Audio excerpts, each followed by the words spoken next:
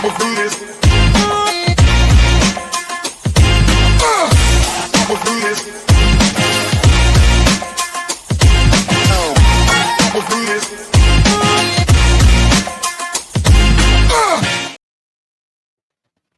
everyone, welcome back to my channel, FPL Vincenzo, and today's FPL pod is going to look at the new defensive contributions we're going to get in the game this year. Obviously been a week now, or over a week, since it was announced that this would be a new thing for the upcoming season. And I've seen quite a lot of talk already in the community around sort of the impact of this. Will it impact player choices? Will managers now be looking at different players to what they've previously considered owning? All these sorts of things. So obviously I thought I'd give my 2 pence into the conversation about where I stand with this, with a little bit of data thrown in.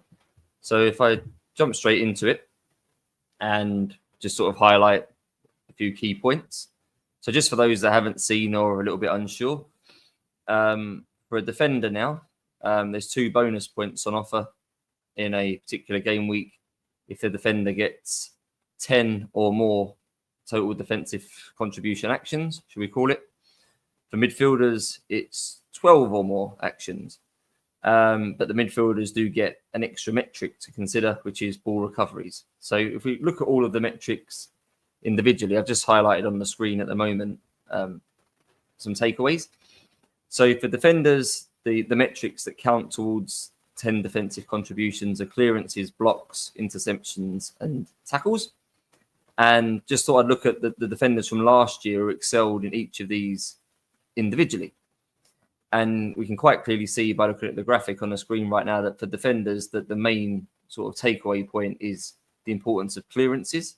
So if you're going to look at one metric here in terms of basing your decisions around which defender to own, you want to look at how many clearances they're making. Last year, Dean Huijsen, who's obviously no longer in the league, but was at Bournemouth last year, averaged 7.09 clearances per game, and those that are sharp with their math skills will realise that's sort of 70% of the way towards the 10 defensive contributions they need, which is quite a high amount, I think, if you can get 70% of what you need through one action. Obviously, Huijsen was the top of that category. For blocks, Nathan Collins did very well at Brentford. He was averaging 1.5 blocks per game, so that's 15% of what you need. Harry Maguire averaged 2 interceptions per game, which is 20% of what you need. And Mazraoui, obviously also at Manchester United, averaged 3.77 tackles, 40% of what you need. So, again, loosely, I think you're looking for defenders that make sort of upwards of 6 clearances. I think if you can find someone that consistently achieves that, you're well on your way to reaching the threshold of 10 defensive actions, which will then get you the extra 2 points per game.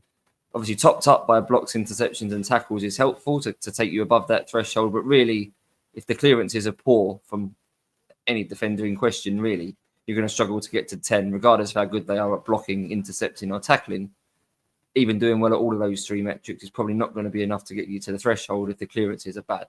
So make that your focus. Look at defenders who do a lot of clearing. Maybe have a look at fixtures where clearances are likely to be higher.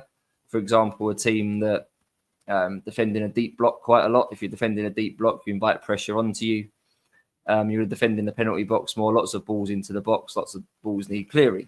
So loosely, a team like Nottingham Forest, based on how they played last year, were very much a penalty box defending team. Murillo and Milenkovic were sort of, that was their role, to defend the penalty box, to win those headers, to make those clearances. You would expect defenders like that to do very well.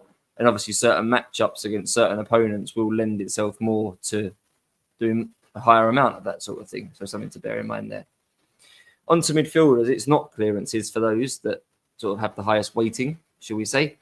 Because Jefferson Lerma at Bournemouth last year was averaging 3.07 clearances a game, only 25% of the total of 12 actions needed for the extra 2 points.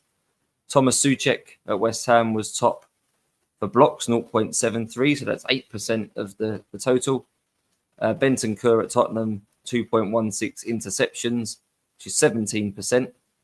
Casemiro, the top tackler amongst the midfielders, at 5.23, which is 42% of the 12. And for midfielders, it's actually ball recoveries, which is the most significant metric. Ryan Christie at Bournemouth last year, 7.74 per game, 66%. So, say Huijsen and Bournemouth, obviously in both these metrics do very well. Huijsen at Bournemouth, 7.09 clearances for 70% of the total. And Ryan Christie amongst the midfielders, 7.74 recoveries, 66% of the total. So it may not necessarily be Bournemouth again. Maybe a reasonable starting point, though. We don't quite know who their centre-backs are going to be this year. Obviously, the Huijsen left, links with Zabarnyi going elsewhere as well. So a bit of a wait and see how Bournemouth set up defensively this year, but a good chance one or both of their centre-backs could be really good for clearances. And we know Ryan Christie really good for recoveries in midfield. So if you are going to check stats and try and pick players for your team based on these new metrics and think, I think these extra 2 points per game are quite predictable, then for midfielders, look at those recoveries, and for defenders, look at those clearances.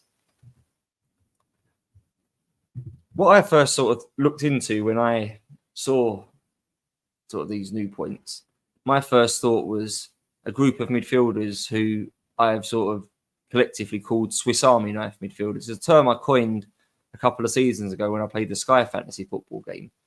Because for those that don't play, just a quick insight here on the Sky game, you get extra points each game week for tackles, for passes, and things like that. And there was a group of midfielders who generally were active in all of the metrics that achieve points. They could score goals, they could get assists, they could have a certain number of shots a game which qualified for extra points. They could make a certain number of tackles, they could make a certain number of passes. So they're very sort of end-to-end, up and down, box-to-box, sort of number 8 type midfielders. So because they were so varied in how they got their points, I used to use the term Swiss Army knife when I spoke about them. And these were the midfielders I was initially interested in when I saw this sort of addition of defensive contributions, because I felt like they were the sort of players that were just generally involved in matches. And if they're generally involved doing all of the good stuff that contribute towards BPS and things like that, were they doing enough of these things that sort of would get them near to that threshold of 12 contributions, which would then lend themselves to the 2 extra points? And these midfielders, I found quite hard to own in FPL. I mentioned it on the recent Planet FPL pod I did, that I quite like them because they play a lot of games. They're generally likely to get something, but their returns are maybe not consistent enough to make us want to play them every week. And how they've been priced in the past hasn't always been the most helpful. Like last year, but for this group, Enzo Fernandez was quite cheap, is someone that fits this category. Declan Rice, Alexis McAllister, Yuri Tielemans, they're the 4 people I've put onto the visual right now. The prices are now out, and I think they're a bit pricey. I've got no big interest in owning any of these 4 players at the prices they've been allocated, but still worth having a look at whether they are sort of consistent points returners based on this new defensive contributions. And looking into the stats, basically, the simple answer is they're not. So Alexis McAllister is sort of the most involved per 90 minutes for the 5 metrics that count towards this extra 2 points. He's averaging 10.31, but he obviously needs 12 to qualify for the 2 points. So he's at 1.96 CBI, clearances, blocks, interceptions, 3.26 tackles, and 5.09 recoveries. Obviously a bit less than Ryan Christie's 7.74. Declan Rice was behind McAllister, 9.76 defensive contributions per 90 minutes. Yuri Tielemans 9.38 and Enzo Fernandez 7.94. So none of them on average meeting the threshold of 12. And the reason being really is they're not making enough recoveries. We said that from the data around Ryan Christie, it was 7.74. That was sort of 66%, 2/3 of the way towards getting the extra 2 points. Of this group, they're all averaging around about 5. So to me, it tells me you want a midfielder really who's getting close to 7, realistically at least 6, I think, for ball recoveries to give them a strong capability of, shall we say, getting those extra 2 points. So obviously, because they average below 12, doesn't mean to say in certain game weeks they won't achieve it. I say certain matchups and fixtures might make them more involved. A A couple more tackles might be possible. A couple of more clear ball recoveries might be possible, etc. But if we're being realistic, how many times is that going to be over a 38-game week season? Are we looking at 5? Are we looking at 10? I think it's more likely to be 5 or 6 contributions, which is obviously only then an extra sort of 12 points. Not enough, I don't think, to push these players above the more attacking midfielders in terms of wanting to pick them. Am I going to pick Enzo Fernandez at 7 million more than Morgan Rogers now, who's probably likely to end the season with 5 or 10 more attacking returns than Enzo, because Enzo's better at or more likely to get these 2 extra bonus points? I'm not viewing it like that. So consider some of these, because I think there will be some that have a new role. As an example, without going into too much detail in this pod, it'll be something I'll talk about before the deadline. But Alexis McAllister, I think there's a possibility this year that his role will become a little bit more defensively disciplined. He may operate a little bit deeper in the Liverpool system. We know, obviously, now they've bought Milos Kerkez to compete for a start at left back. Frimpong's replaced Trent Alexander-Arnold at right back. That's 2 midfielders that like to play high and wide. You've got 2 wide forwards who I think will like to play narrow, whether that's Gakpo, Wirtz, obviously Salah down the other side. You've got a number 9 through the middle. And I still think Liverpool will operate with a number 10. That could be Wirtz, could be Szoboszlai. That's already sort of 6 players in the attacking line, 2 fullbacks, 2 wide forwards, a number 10 and a striker.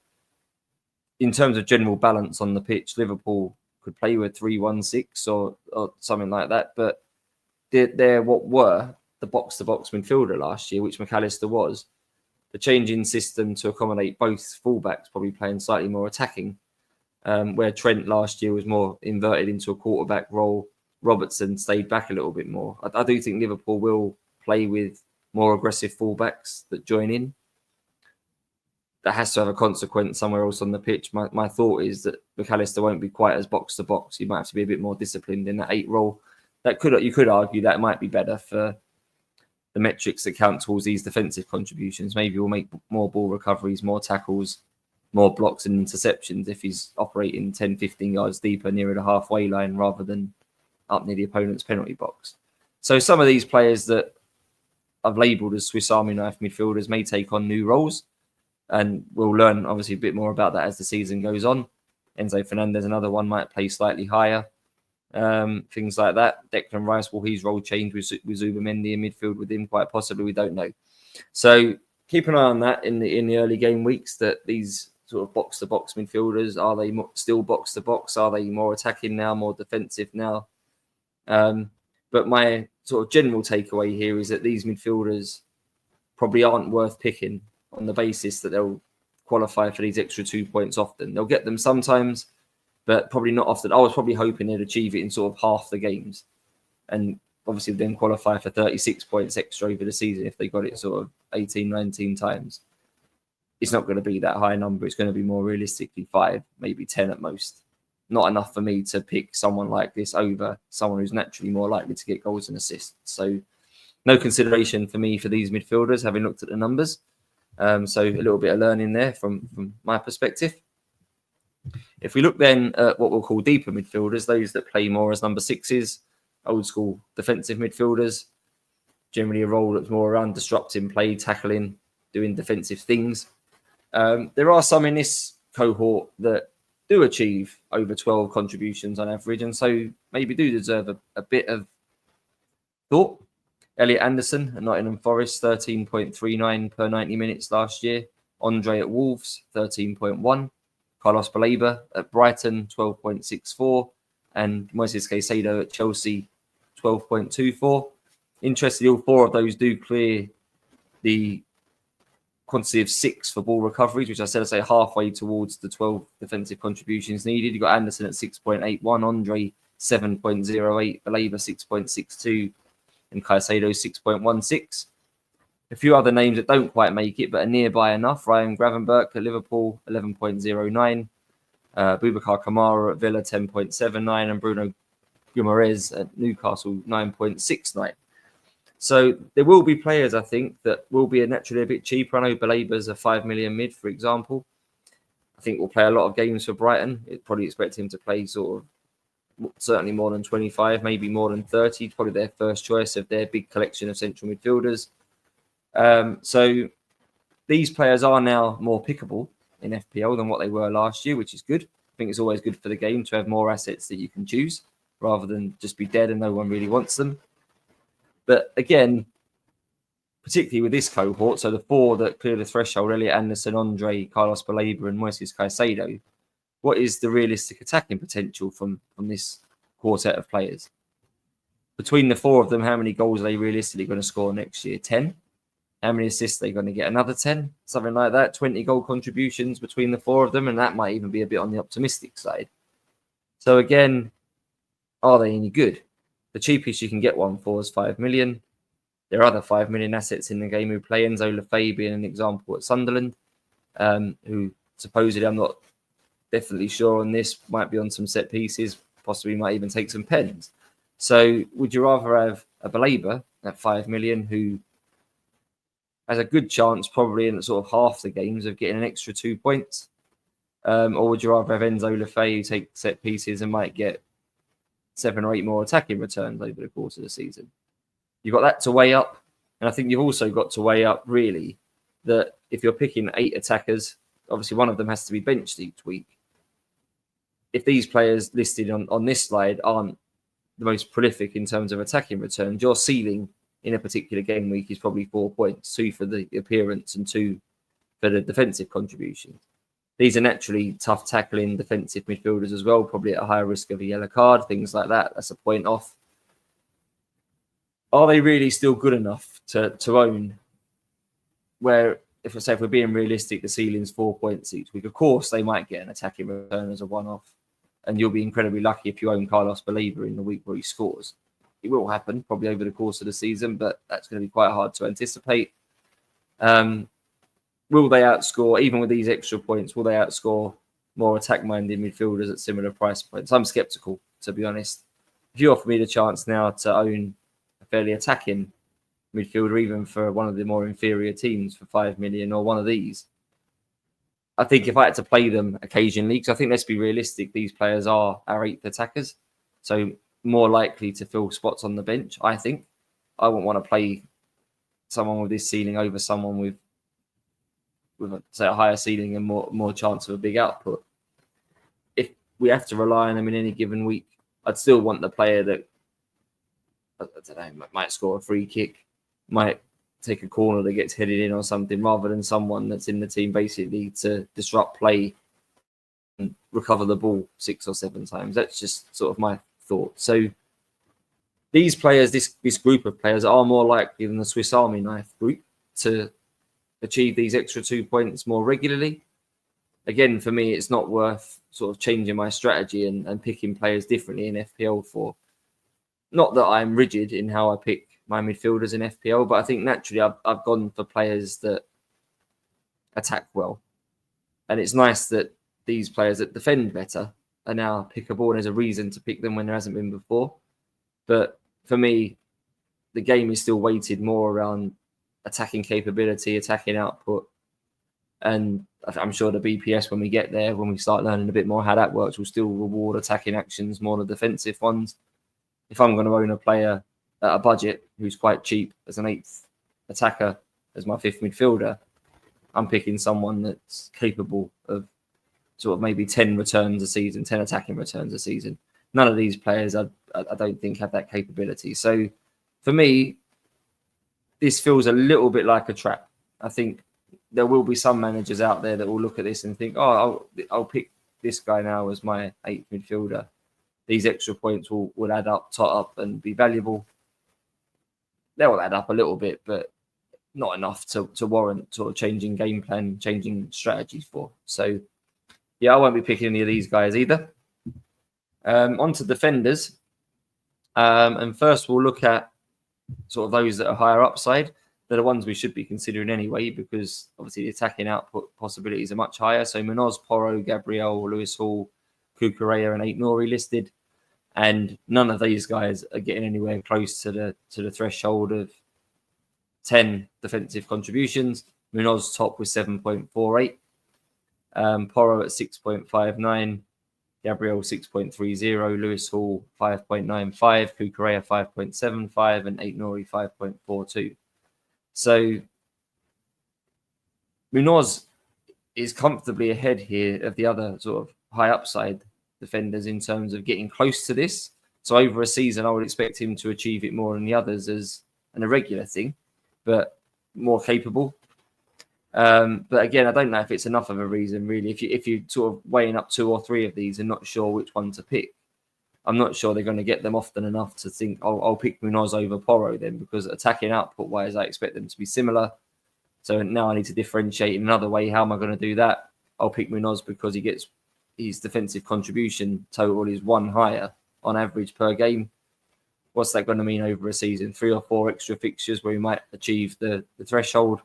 What's that? Another 8 points. I'm not sure that's really worth thinking about. I wouldn't sort of weigh that up too highly as a reason to pick one over another. There's other factors at play that might make you differentiate between these high output attacking defenders. So a bit like what I said though earlier on with some of the midfielders, I think there are some options here where some of these players will have different roles. Obviously, Porro being a good example here. Thomas Frank, the new manager of Tottenham, will certainly play very differently, I think, and be more tactically astute maybe than what Postecoglou was last year. What does that mean for Porro's role? Does he stay deeper and make more tackles and clearances? I think it's possible that happens, that he's used more like maybe Trent's been used in the past, kept in the deeper lines to distribute from there and funnel the ball up to the attacking players rather than sort of overlapping. Aït-Nouri's at a new club. What will his role be like? Will it be the same as what he played at Wolves, or will he play more naturally inverted? I think there's more chance we'll see Aït-Nouri making sort of runs into number 8 roles and runs inside the winger rather than where at Wolves he tended to hang quite wide. What does that mean for clearances, blocks, interceptions and tackles? You wouldn't naturally think he'll have much impact. We don't know without seeing some evidence. So bear in mind that, say, what happened last year is a good guide for what might happen this year, but shouldn't be taken as gospel in that way because there are other factors at play. But for this cohort of defenders, I don't think these defensive contributions make much difference. I won't be, again, using any of this data to impact my decisions. I won't be picking one over the other because they're more likely to get 10 defensive contributions. Now I'm just moving on now to mid-table central defenders. And this is probably the more interesting cohort because a couple of weeks ago now, I had absolutely no interest in owning mid-table centre-backs because it felt like to me they were often 2 points for appearance. They might get 6 points for a clean sheet. You'd have to be very lucky to get an attacking contribution from one of these teams. The fact they played for teams that were likely to finish in mid-table in the bottom half, what were the realistic possibilities for clean sheets? You're probably looking at sort of 10 a season. You'd probably do well to get more than that. So these defenders I didn't think had much value. 10 clean sheets a season, not incredibly high attacking output. What we're really picking them for? I'd much rather spend similar budgets on attacking fullbacks who at least might do it like an Anthony Robinson type season when he got 10 assists last year. They felt more worthwhile because, again, these defenders were going to be rotating defenders for us, maybe 3rd choice, maybe 4th choice, maybe 5th choice. Did they really want to pick these players and have to use them sort of once in every 3 or 4 weeks? What was my expectations for these players? Being able to pick up their attacking returns was very unlikely. But now some of them do qualify more often for the defensive contributions. I think makes them at least pickable again. So we've got James Tarkowski here, 10.97 contributions per 90 minutes, clearing the threshold of 10. Murillo at Nottingham Forest, 10.70, and Lacroix at Crystal Palace, 10.05. A couple quite close as well. Joachim Anderson at Fulham, 9.58. Nathan Collins, 9.23. Even Max Kilman, 8.79. So for me, it's made me more willing, at least, to consider him in a defensive rotation. And I think, but what it does mean for me is that obviously the prices have now been released and some of these defenders have been priced higher than what I would call budget prices. So Tarkowski's at 5.5, Murillo and Lacroix also both 5 million. These defenders can get defensive contributions, bonus, extra points more often. But they're still not in teams with, I don't think, the highest ceiling for clean sheets. I don't really want to be paying. It's a kind of a loose rule for me not to pay more than 4.5 million for a mid-table centre-back. I think that there will be exceptional circumstances where you could pay 5 million. I think 5.5 in Tarkowski's case is ridiculous, if I'm being blunt. I don't think any defender for a mid-table team that's not going to keep a high number of clean sheets is worth 5.5 million. So I won't be paying that.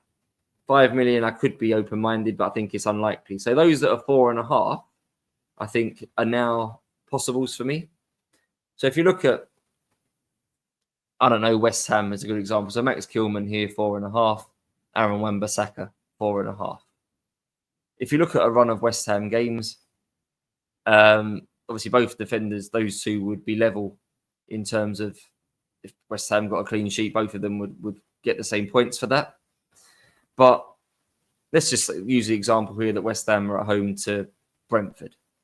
What's more likely to happen in that game? Is it Aaron Wan-Bissaka as a fullback gets an attacking return? Or is it Max Kilman as a centre-back reaches the threshold for 2 extra points? I think there's certainly a valid argument either way round, but I think Kilman will probably get these extra 2 points more often over a season than what Wan-Bissaka will get an attacking return. So I think there's now an argument in my case, if I was considering a West Ham defender to start the season with in game week 1.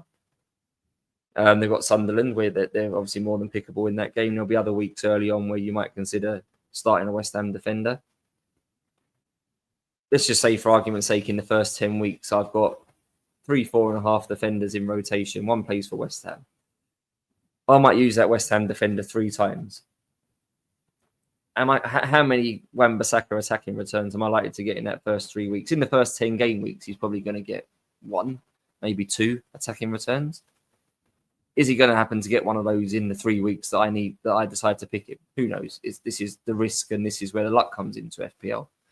Where Kilman, I think it might be a bit more predictable to pick him because his defensive contribution points are more predictable than Wan-Bissaka's attacking return points. So if we're picking a defender for an element of safety and predictability, I can see why Kilman in that example becomes a better pick than Wan-Bissaka. The interesting one, I think, here that I'll quickly touch on now is if we get, let's say, Kilman playing at home to Arsenal, and we get Michael Coyote, say, an attacking defender at Brentford for 4.5, playing at home to Bournemouth. If you had that in a normal situation, you've got Coyote at home to Bournemouth, and you've got Kilman playing at home to Arsenal. Naturally, by playing the fixtures, you would pick Coyote in that situation. You think the Brentford at home to Bournemouth's got a higher probability of a clean sheet than West Ham at home to Arsenal, and Coyote is more likely to get an attacking return than Kilman. So I think naturally you'd play Coyote, you'd bench Kilman. Now, I think you'd be realistic in the sense Coyote's attacking output possibility is quite low still. But now West Ham may spend a lot of time defending in a deep block against Arsenal. So Kilman may have quite a high opportunity in that game to make 10 defensive contributions. He's averaging 8.79, but there'll be certain games where West Ham will be doing more defending, he'll be doing more clearances, more tackles, etc. than others. West Ham aren't a team that keep the ball particularly well against anyone, but that game against Arsenal will probably be one of the more lower ones where they'll have ball retention. I can imagine their possession being sort of 35% in that sort of fixture. So if West Ham don't have the ball, that means Kilman's probably doing more defensive things. So this is probably where the mindset changes a bit, where naturally, if you are a manager that's sort of trained themselves to pick players based on fixtures, you might want to alter that a little bit for defenders now, because I think there'll be examples now, particularly with these mid-table, lower half centre-backs, where there'll be a lot of opportunity for them to pick up these two bonus points. And if you've got them in a rotation, you might want to use them half the time, a third of the time, a quarter of the time. But again, these points are probably a bit more predictable than a 4.5 million fullback who sort of has a higher possibility of attacking returns, but that's it. So I'm more open-minded now to pick a 4.5 million centre-back to put in a defensive rotation. I'm not really prepared to own a Crystal Palace centre-back, an Everton centre-back, a Brentford centre-back, for example, for 5.5. I think that's crazy. Defences aren't good enough for me to be spending 5 million on that sort of defence. So just over onto sort of the final slide that I've been doing on my pods around defensive contributions. I've listed here the new changes seem to have minimal impact on midfielders. Those box-to-box midfielders, I don't think it adds any extra weight to their sort of capabilities. Defensive-minded mids are more pickable now, but for similar budgets, you can find an attacking midfielder who's got more opportunities for goals and assists. I would still rather have them in my draft than a number 6, a defensive midfielder who's probably playing for 4 points a game and might get yellow carded. I'd rather punt a Sunderland or a Leeds winger if it came to that, who could at least score, take a corner or something like that at a similar price. What I touched on the last slide, so certain central defenders now have re-emerged as rotation options for sort of 3rd, 4th, 5th defenders. My plan still right now is to own probably 2 premium defenders and 3 budget ones. I'm not saying I'll definitely end up with this, but I'm quite keen to own 4.5 million defenders on rotation and avoid picking a 4 million defender. That'll be a pod for before the season starts, the reasons for that. But yeah, 4.5 million defenders in rotation. I could pick 3 centre-backs now who do well for this. I think like Agbadu at Wolves is an example of the sort of defender that could be quite good here for achieving 10 defensive contributions relatively frequently. So if I owned, as an example, Kilman, Agbadu and someone else and played one of them each week, I could have my 2 more premium defenders who have higher ceilings, opportunities for double-digit returns, etc. And then my 3rd defender each week is someone I'm just kind of hoping gets 4 points. And that would be satisfactory, I think, if I could get that right.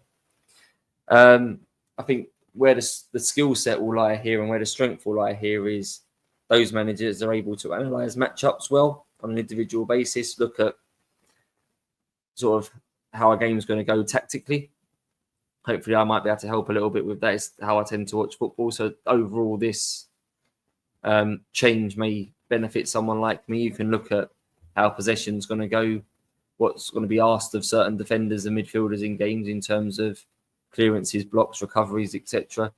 Because you generally get a feeling if a team's playing 4-2-3-1 versus a team that play wing backs, how that's going to go.